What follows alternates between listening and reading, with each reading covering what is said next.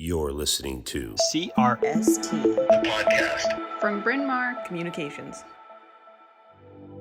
On this final episode of CRST, the podcast in 2022, we're taking a look back at some of our favorite moments from the episodes our listeners loved most. Please enjoy these highlights from the top 5 most listened to episodes in 2022. Hello, everybody. This is Rob Weinstock, and welcome to CRST, the podcast. I'm Kathy McCabe. Hi, I'm Dr. Ben Larhood. Hello, I'm Karolinne Maia Rocha. This is Brian Kim. Kicking things off is a clip from our first and most listened to episode of the year, Top Phaco Saves, with host Dr. Ben Larhood.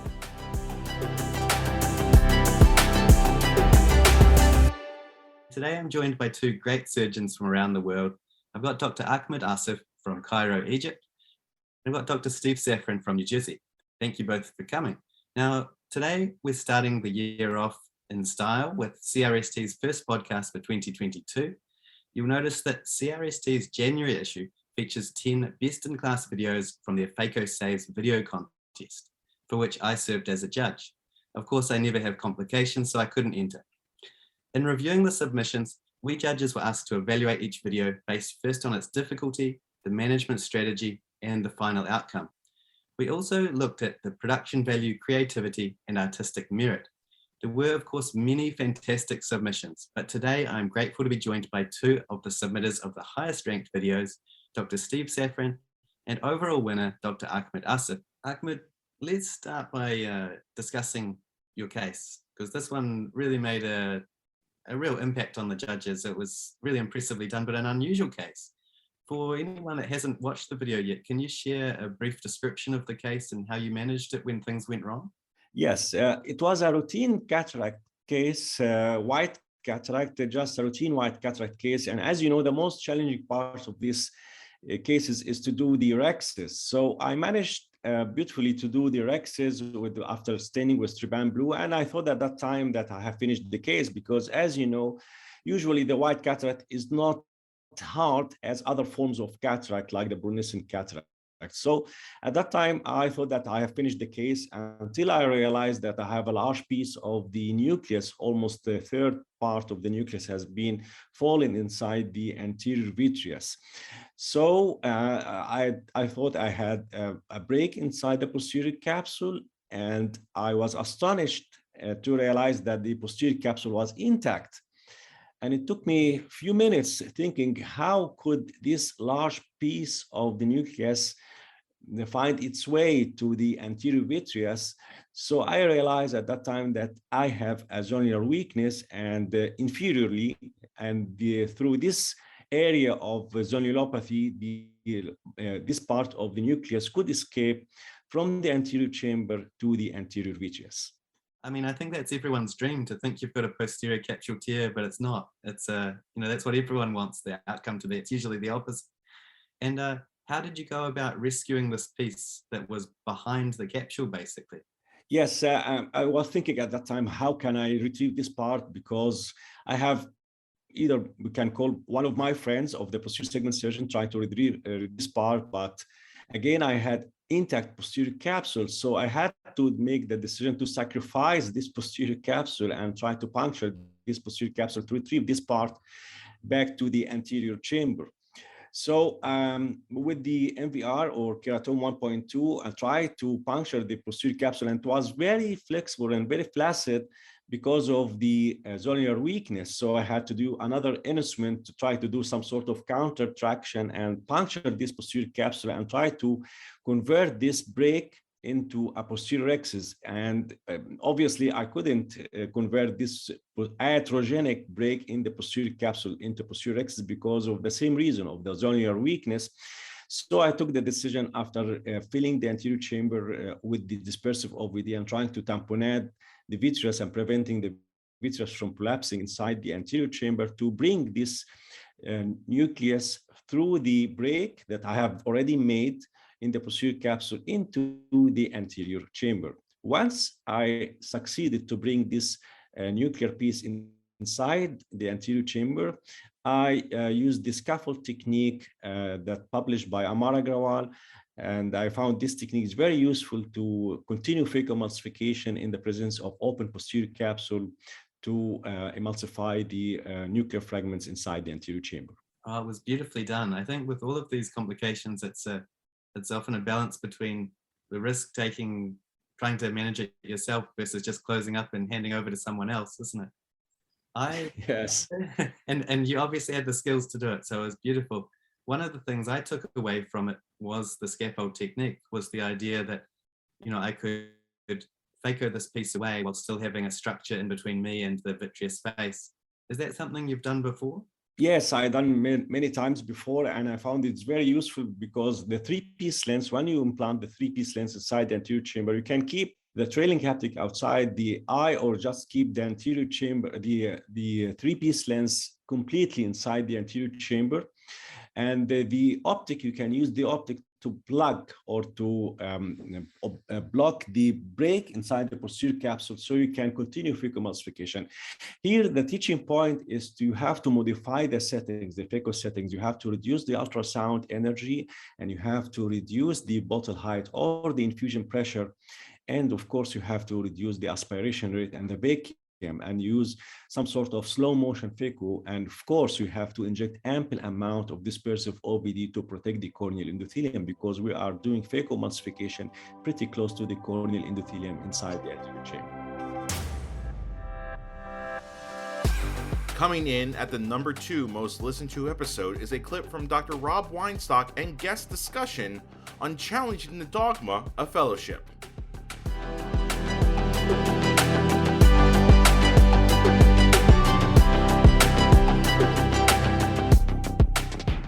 I'm here with my co-chief medical editor of CRST, Bill Wiley. Hey, Rob, thanks for having me. Yeah, sure. And well, I'm also here with 3 younger surgeons, 2 of them, one in training with Dr. Wiley right now in a fellowship training position, Arjan Hura, and a former fellow, Amir Moarefi, and my current fellow, Caroline Watson.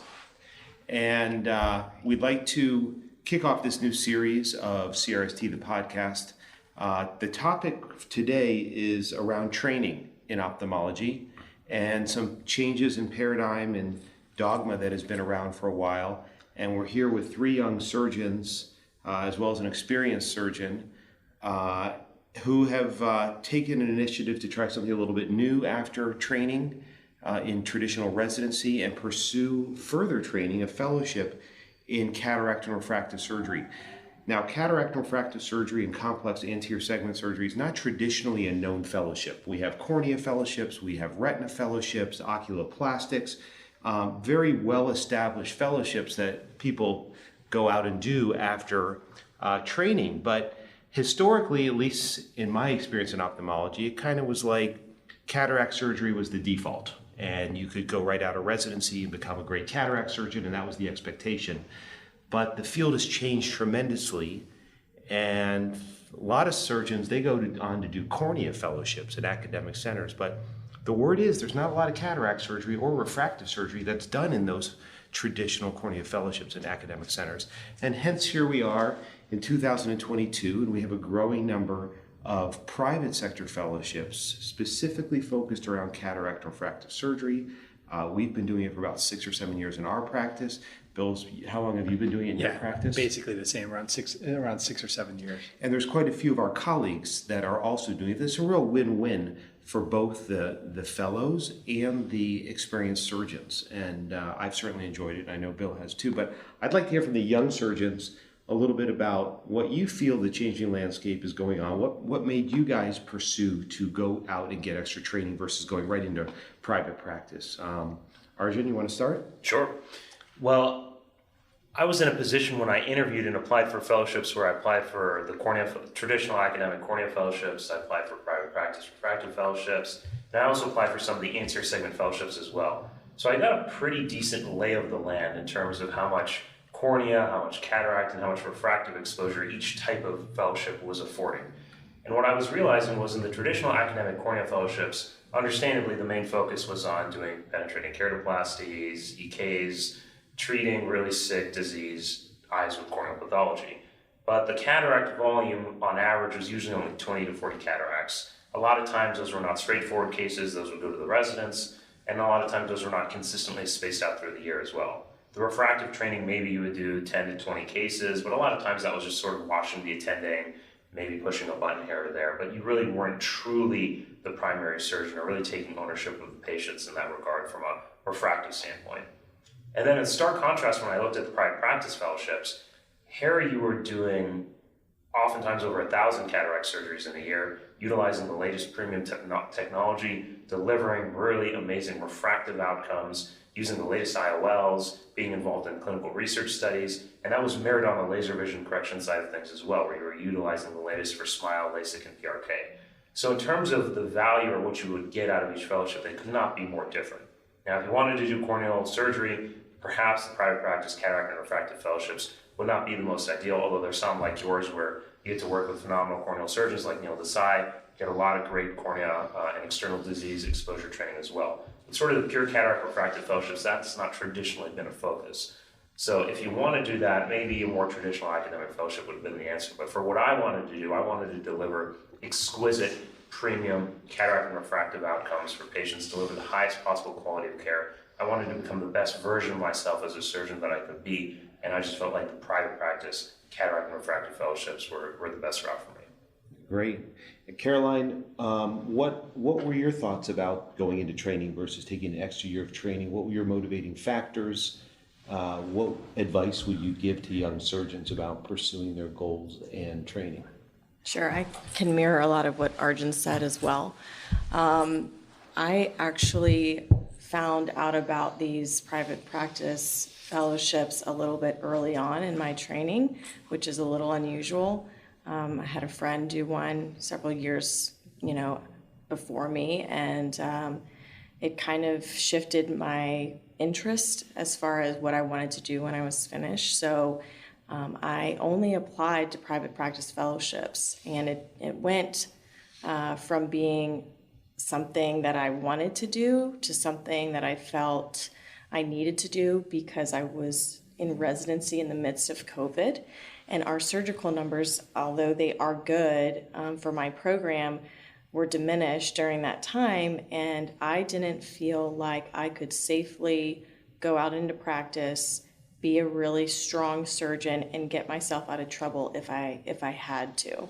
And so I felt like this was the best opportunity for me to really polish my skill set and really get exposure to private practice, because I didn't want to go into academia, and I knew that I would get excellent training under, the attendings or the mentors that had these fellowships. Host Dr. Karolinne Maia Rocha tees up our next clip from the episode titled Considerations in New Refractive IOLs.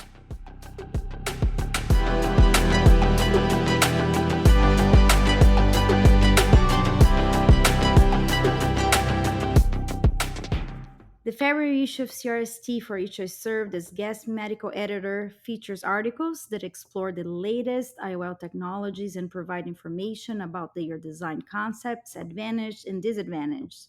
Today, I am joined by the two of the issue's authors, Dr. Mark Lobanoff and Dr. George Waring, for a discussion of their articles, which explore challenges in IOL inventory, management, and how to address them to increase efficiency, as well as the positive and negative ripple effects of expanded IOL options.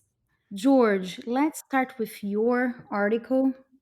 Great job, and again, thank you for participating. So your article dives into the pros and cons of expanded presbyopia correcting IOL options. Can you outline the upsides to having so many options as described in your article? Karolinne, we live in an unprecedented time where we have more options than ever to serve our patients well.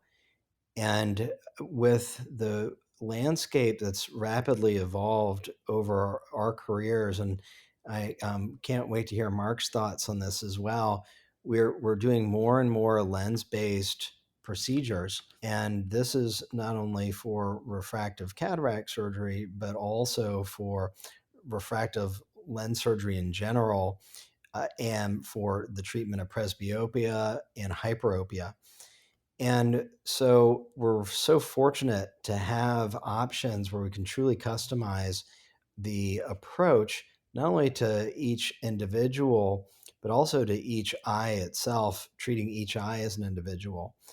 And this has led to not only a broader functionality that we can offer with the best tolerability that we've had access to in history, but really allows us to customize the approach for all different levels of eye health and relative candidacy.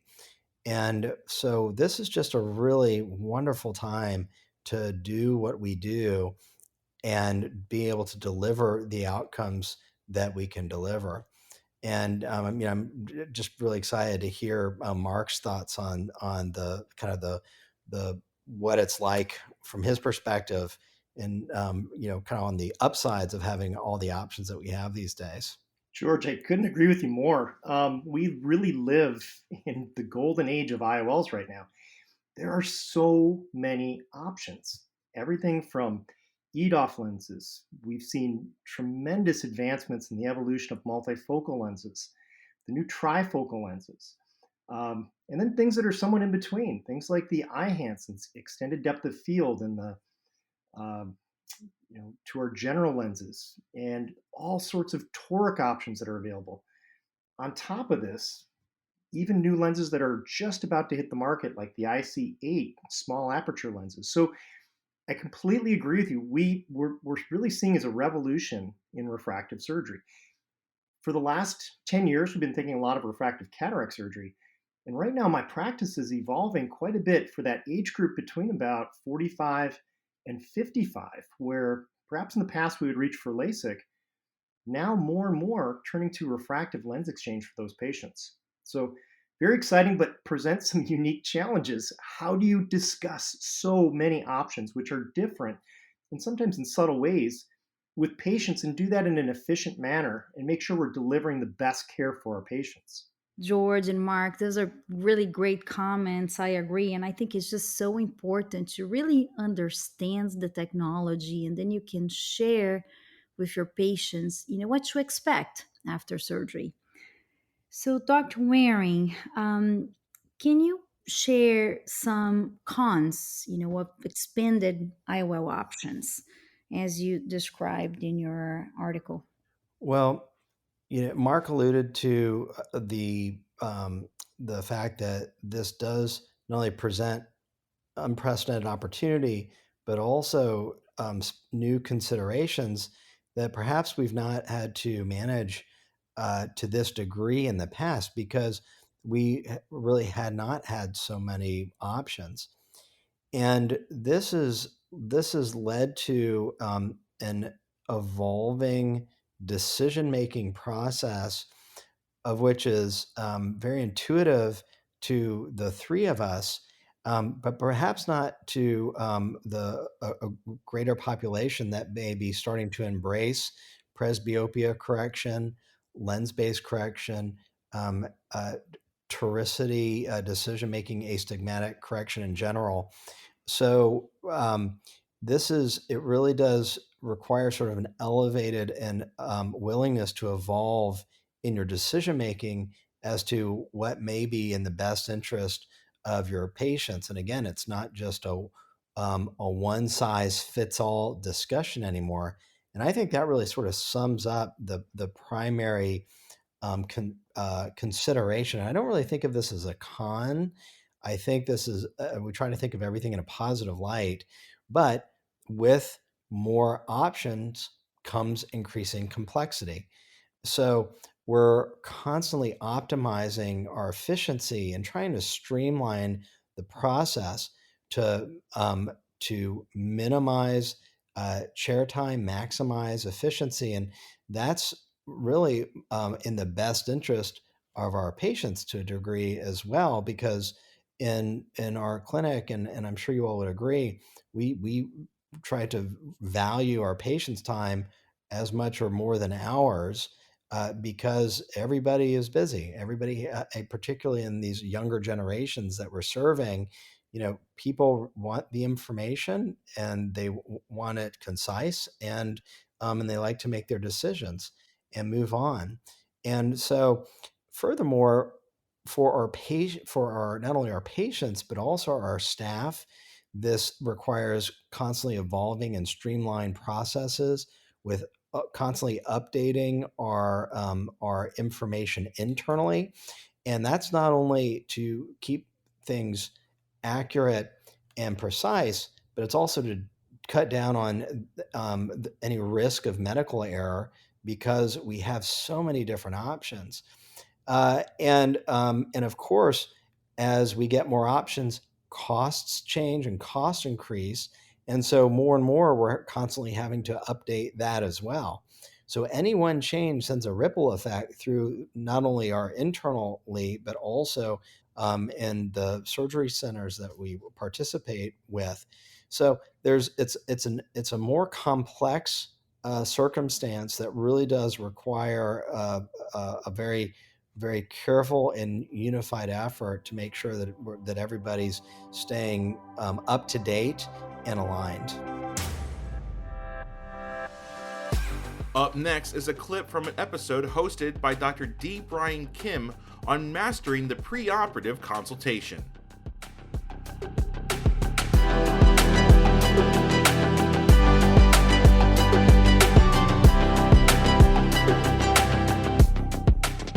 As guest medical editor of CRST's July issue, I had the opportunity to present a series of challenging scenarios which I have personally encountered and struggled with during the preoperative consultation.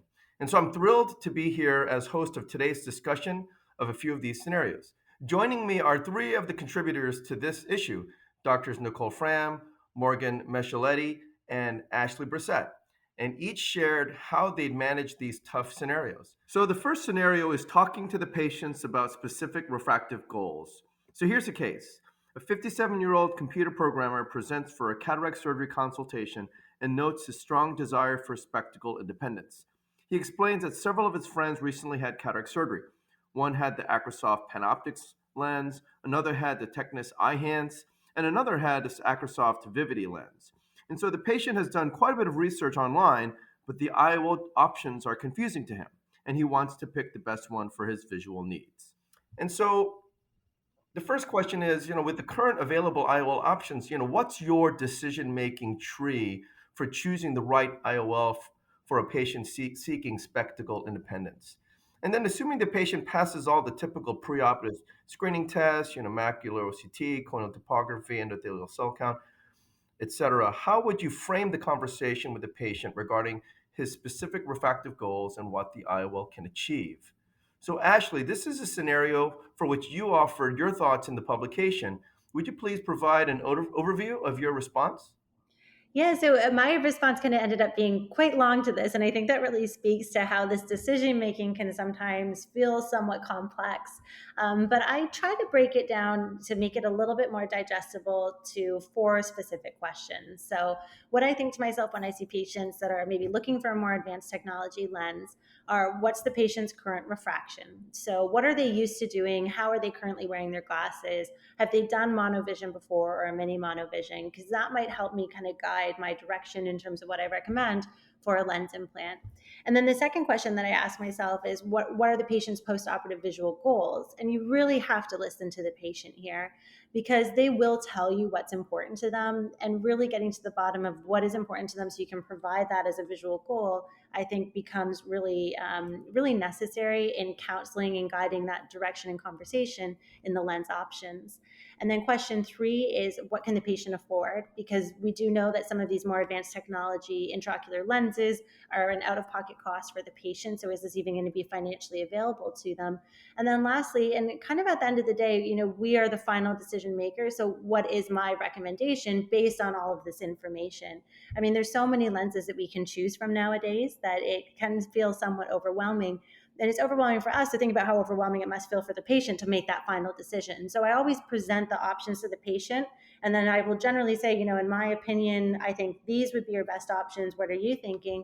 And if they need more directed care, I often say something like, well, if you were my family member or friend, this is what I would strongly recommend for you. Because some people do want some more directive answers. Other people might want to kind of come to a decision a little bit more easy. Actually, I read your piece and I really loved everything you said about it. I think starting from what you said, you got to listen to the patient and you want to know where their starting point is. I think that's kind of like your frame of reference to kind of extrapolate what the patient already has and able to achieve refractively, and then what more do they want. And like you said, listening to the patient.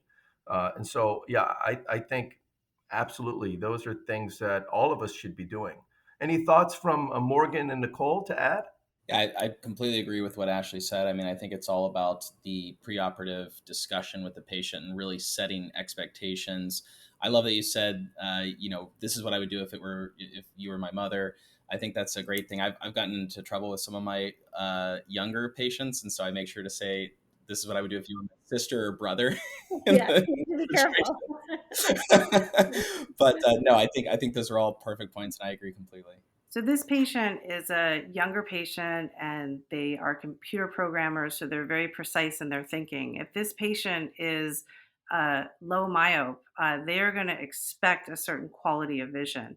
And if they look at their phone without glasses and they read without glasses and their dream is to be out of glasses for distance, the only kind of option for them is going to be some sort of mini monovision with a precise monofocal enhanced lens, such as the iHance.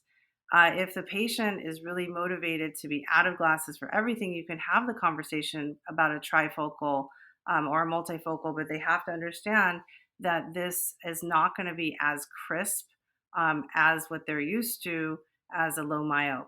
And I think the last point is that if patients have friends that have had different technology, it's very important to explain to them that what works for some patients is not necessarily going to work for them because they have different anatomy and different expectations. Yeah, I think patients also really want to customize care. I think in the old days of cataract surgery, and that's not even that long ago, that's just a few years ago, we had a limited number of lens options to choose from. And we kind of just had one or two lenses that people generally used. But now we have so many available that cataract surgery itself, it really needs to become customized care for each patient. Yeah, I love that. I think customized care is a great phrase for exactly what this is.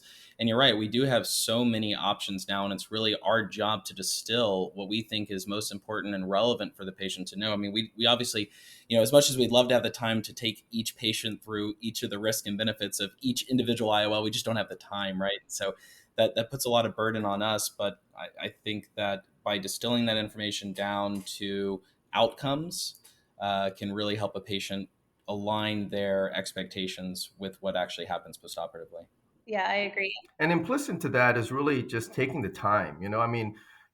We're very busy. We're seeing, a lot of patients, reimbursements are shrinking. And sometimes you just feel the pressure that you got to keep moving. But I think, like you all have said, you just need to take a time, pause, slow down, and really be able to extract that information from the patient. And rounding out our best of episode is a clip from Dr. Kathy McCabe's roundtable discussion from the episode Presbyopia Perspectives.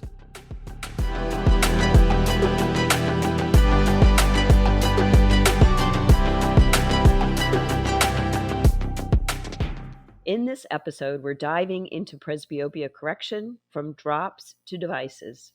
You did kind of touch on this, Steve, too, having other options that help with more complicated patients. So I know we now have on the horizon the small aperture IOL, like the IC8. Any thoughts on that? Anybody would like to comment on where they think that's going to fit in their practice? I'm super excited about it for my patients with previous RK, or I have a large thriving cornea practice, and I'd say there's a number of patients who could absolutely benefit from the technology who have these aberrated corneas. I know that the studies were done with so-called normal patients, and they get also a EDOF effect there as well. However, where I see it most useful is with the more aberrated corneas. I agree with Audrey. I'm probably going to start there as well with my aberrated corneas, post-RK, keratoconus, corneal scars. I've seen a lot of good data from our colleagues overseas showing pretty significant improvement in the best corrected vision after the IC8 lens because they're decreasing those higher order aberrations. But it is a nice lens because you kind of get to hit two birds with one stone. You get the improvement of the image quality in these aberrated corneas, but you also get that extended depth of focus. And so it's sort of like you're offering almost a presbyopia correction to these aberrated eyes that you otherwise would not have ever been able to offer unless you did full on monovision. And I know a lot of colleagues have been using it for that purpose as well. And I think they will place it either in both eyes or perhaps only the non-dominant eye and aim a little bit mini mono, like a 1 1/4 or so in the non-dominant eye. I have heard that you can get some dimness if you place it in both eyes. So that is one thing that I'm going to look forward to counseling my patients on. So interestingly enough, I've had several patients that have been waiting for the lens, and we keep getting told it's going to be here now. Hopefully, it looks like the fall. But I had a patient recently that couldn't wait. She was post-RK with some irregularities, and she actually went to Europe to one of our colleagues and wound up having surgery. And they actually put an IC8 in one eye and an LAL in the other eye.